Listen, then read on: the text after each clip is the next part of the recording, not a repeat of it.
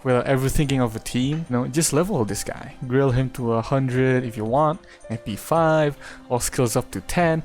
You know, he's a really good unit. He's also a budget servant, so you know, you don't have to worry about what to eat the next day. So the next ones are Georgius, Leonidas, two really good budget servants to level up. They have their own taunt skill at level 1. So if you want to solo with Ku or fucking Guild Array or something, then you need these two to actually solo them. You know, because they have their taunt skill. So you taunt them and they die, and then when they die, Ku Hulin is the last one left, so that's called a solo, right? But I think you should have the ones that are leveled up as well, because having the taunt skill is pretty useful. It's a very game-changing skill. And to top it all off, they have their own guts as well.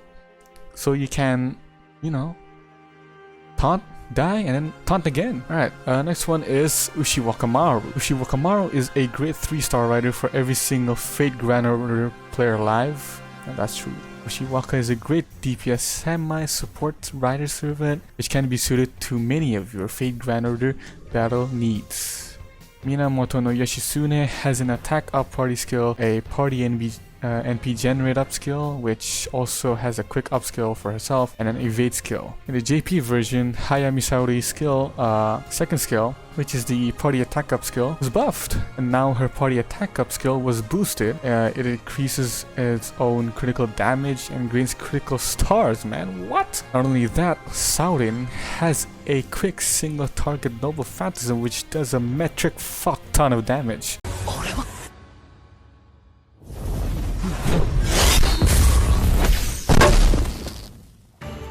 ギルガメッシュ王が進化ライダー牛若丸押してまいる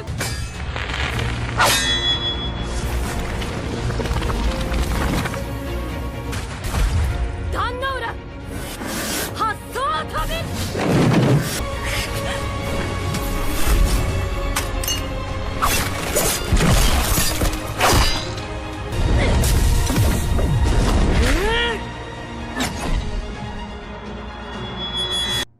おさらばです藤丸殿発想飛び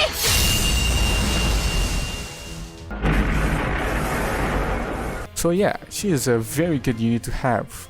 Other servants that I should mention should be Arash and Spartacus, because they're good at farming units. They have their own NP battle skill, a Buster, AoE, a Noble Phantasm, John Alter, who does a massive ton of John Alter, who does massive tons of damage.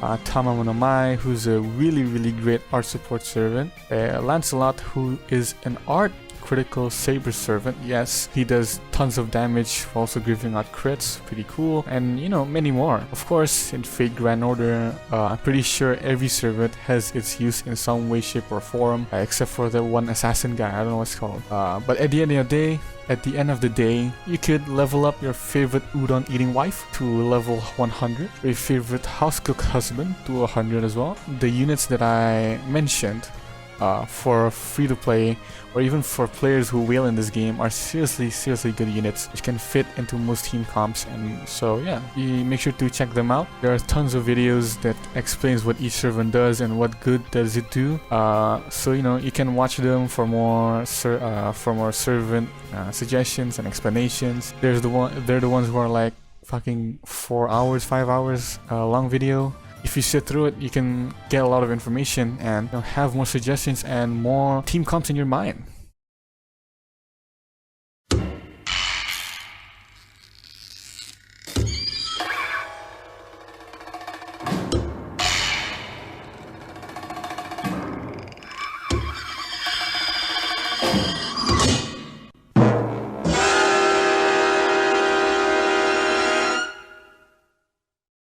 Now moving on to quests. Yes, quests.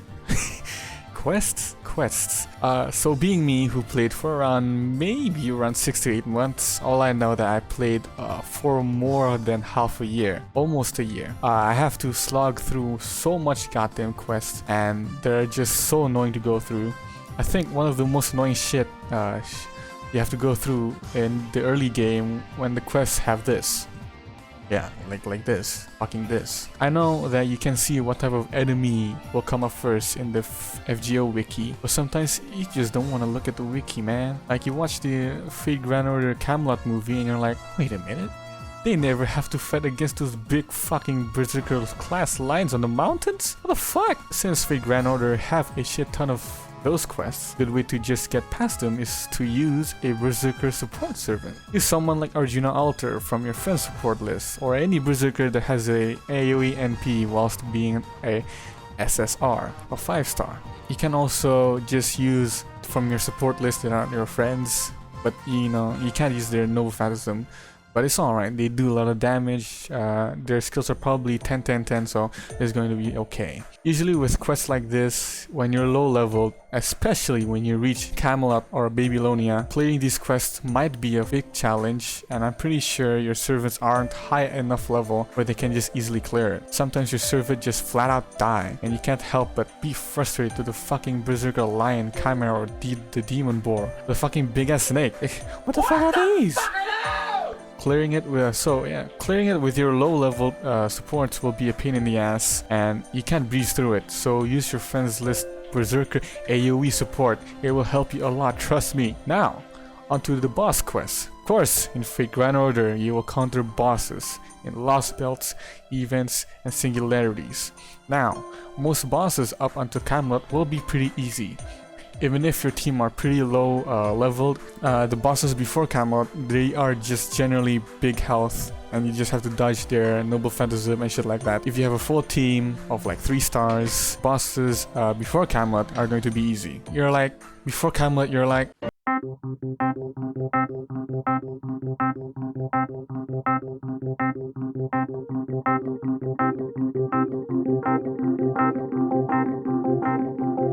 And then, when you reach Camelot, it's like, what the fuck, is it not effective? She can NP every turn? What the fuck is going, bro?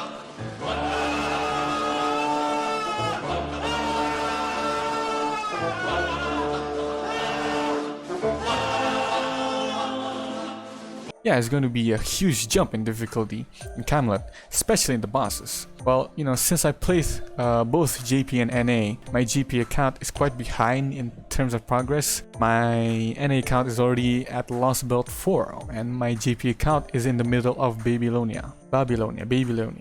Well, in terms of catching up, I can catch up in my GP account pretty fast if I actually keep playing it. A way to cheese the bosses in Camelot and Babylonia is to use again a friendly support servants, but you use the most OP to the balls solo servant. Yes, for example in Camelot, Lancelot boss fight, use a cool altar. For Mordred, use Super Orion. For Gawain, use again a Super Orion or Fairy Knight Tristan or even a cool altar. That's how I breeze through the tough boss fights in Camelot. You could probably use the same trick in Babylonia too. For example, the fucking fight against, who is it, Quetzalcoatl? You can just use fucking Jisan, you know? The old man from the mountains. I know that it might sort of take away the fun that, you know, Fate Grand Order offer, you know, by using your 5000 IQ brains to defeat this certain Saber class servant in Camelot, but you know, soloing a boss can be satisfying and fun experience in its own way. There's something about using a really OP servant soloing a boss is just so damn cool and satisfying. Also in the Epic of Remnants part, EOR, I'm just gonna say it, even some bosses in the Lost Belts as well, you can still solo with a friend support servant. If you want to challenge yourselves, then go ahead. You can watch Hanukkah Green, budget teams, or just search in YouTube. I'm pretty sure there are a few 1 to 3 star teams that can beat the hard bosses. Now me being Lost Belt 4, I haven't reached bosses like the boss fight with Arjuna Alter and the other bosses in other Lost Belts, but for the singularities, Ku Alter will always be the solution.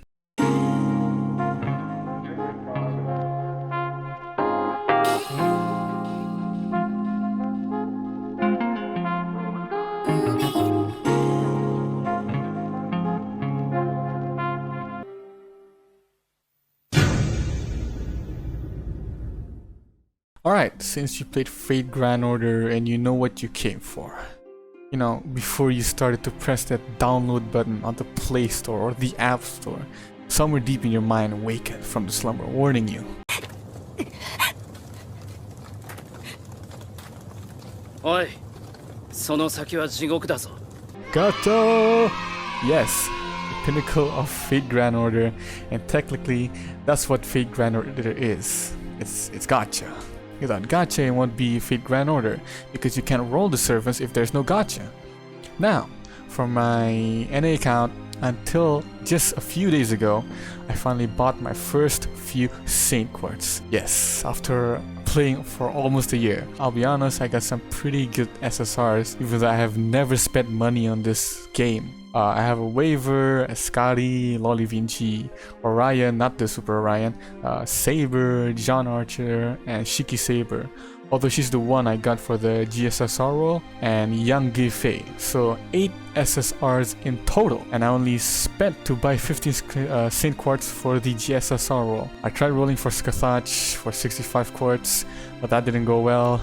And well, for my GP account, since I bought it off the internet, which had like maybe around 2,500 quartz, I kept rolling and I got a few good SSRs like Narrow Bright, Fairy Knight Lancelot, Nightingale, Drake, Shiki Saber again, both Koyanskayas of Dark, Koyanskayas of Light, and a few more which I can't remember. What I'm trying to say here is that before you press that summon button, you should consider on who to roll first. Maybe you want to roll for a favorite waifu or husbando, or you want to roll for the meta servants, or you just want to roll to have SSRs. You should really know what to roll beforehand, so you don't splash out your quartz on unwanted servants, then regret it later. I saved up for Skathach because, you know, like Skathach, she's Seashell, hot, and really good servant to have. Even though I didn't have the luck to pull her, but the next time her banner pops up again, I'll probably have the Saint Quartz to pull her because, you know, I saved up with the purpose of rolling her. I also wanted to pull a Musashi later because she's like the greatest. Like, come on, she's fucking amazing, don't you think? As I said, save up for the servant that you want, whether because it's your favorite or you just want to have a meta servant to have an OP team. Whenever the banner comes around, you can roll for it and pray for the Gacha Jesus to be on your side. Oh yeah, and on a quick side note, if you want to know what servants are coming up in the upcoming banners, you should check the wikis or check the Grand Order subreddit or check Fate Grand Order Twitter and Instagram accounts because they can give you really good infos and shit.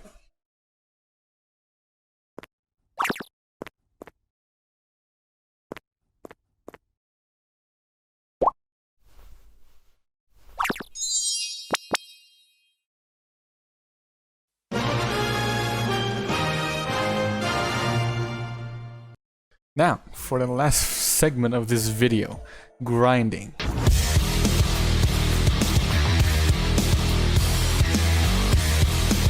Every game has some kind of grinding to it, whether it's to grind to get Legendary Eagle Master in CSGO, or reaching Diamond in League of Legends, or grinding materials to level up your servants in Fate Grand Order.